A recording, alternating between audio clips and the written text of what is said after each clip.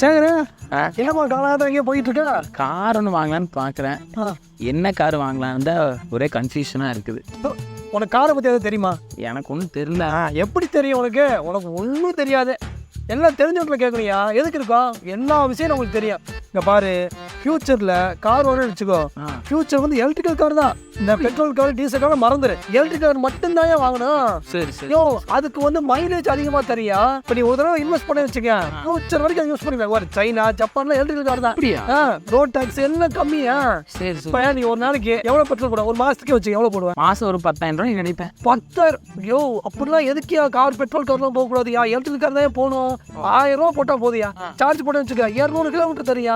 அசால்ட்டா போயிட்டு வந்துடலாம் ஒரு நாளைக்கு. சரி சரி சரி. நீ மற்ற காரை மறந்துட்டு எலக்ட்ரிக் கார் கூட்டு போனோம். அது என்னென்ன கார் நான் சொல்றேன் பாரு. டாடா இருக்கு, எம்ஜின் இருக்கு, இந்த மாதிரி நிறைய கார் இருக்கியா. என்ன கூட்டு போன வச்சுக்க, அப்படியே அக்கு வேற 6 வேற பிரிச்சு பயந்துருவேன். உனக்கு அழகா வாங்கி கொடுத்து உனக்கு ஓட்டி சொல்லி தந்துருவியா? ஏதாவது தெரியுமா? அதுல ஏதாவது கிளச் இருக்குன்னு தெரியுமா? என்ன? உனக்கு எல்லாம் வாங்கி தந்துடுறேன். எந்த கவனியும் போடாத. அழகா வாங்கி கொடுத்து பார் கூட நான் பண்ணி விட்டுருவியா வீட்டுல? சரி சரி. எல்லாமே நான் பேசி முடிச்சிருவேன். எங்கேயோ போயிட்டு இருக்கேன். என்ன மாப்பிள்ள மாமா, என்ன 2 பேரும் ஏதோ பயங்கரமா ஆலோசனை பண்ணிட்டு இருக்கீங்க? கார் எடுக்கலான்னு இருக்கிற மாமா. என்ன கார்ன்னு தெரியல. சரி, அதுக்கு டிஸ்கஷன் போயிட்டு இருக்குது. டிஸ்கஷன் இவங்கிட்ட. இவனுக்கு என்ன தெரியும்னு சொல்லிட்டு இவன்ட்ட போய் டிஸ்கஸ் பண்ணிக்கிட்டு இருக்க?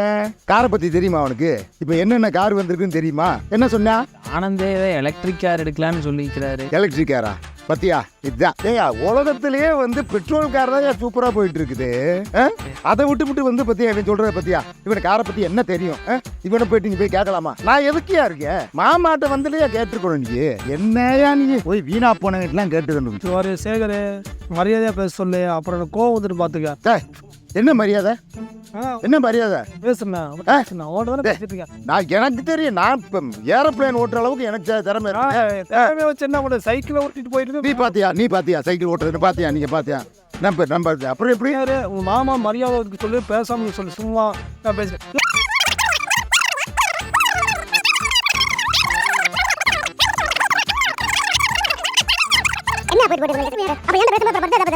இங்க பாரியா, மரியாதை கட்டு பேர் பாட்டு அவனுங்க.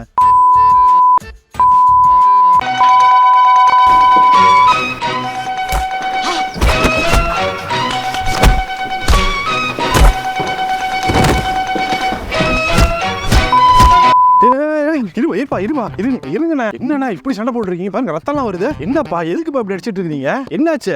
என் மாப்பிள்ள கார் வாங்குறத போயிட்டு வந்து டீசல் கார் வாங்க, பெட்ரோல் கார் வாங்க சொன்னா, அவனை போய் வந்து என் மாப்பிள்ளைய போயிட்டு வந்து எலக்ட்ரிக் கார் வாங்குவாங்க அது இதுன்னு சொல்லிட்டு ஐடியா கொடுத்து அவனை போயிட்டு இருந்தது. என்ன தெரியும்?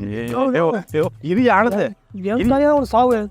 ஏப்பா வயசுல பெரியவரு, அதுக்காக அடிச்சிட்டு இருக்காருப்பா. பைத்தியக்காரர் இருப்பாருப்பா. நான் என்ன சொன்னேன்? எலக்ட்ரிக் கார் வாங்குப்பா, அதாப்பா ஃபியூச்சர் சொன்னா சும்மா தேவையில்லை. எனக்கு தெரியும். இருங்க. என்னப்பா நீ என்ன கார் வாங்க போறியா? ஆமாங்க. ஆமா, எவ்வளவு காசு வச்சிருக்கிற?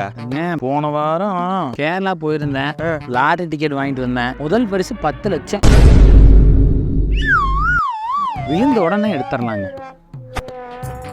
இப்படிதான் நம்ம ஊர்ல ரொம்ப பேர் எதுக்கு சண்டை போறேன்னே தெரியாம இப்படி அடிச்சுக்கிட்டு சாகுறீங்க. போங்கய்யா போய் வேலையை பாருங்க. போங்கய்யா. உனக்கு இப்ப என்ன கார் வாங்குன்னு தெரியும், அவ்வளவுதானே?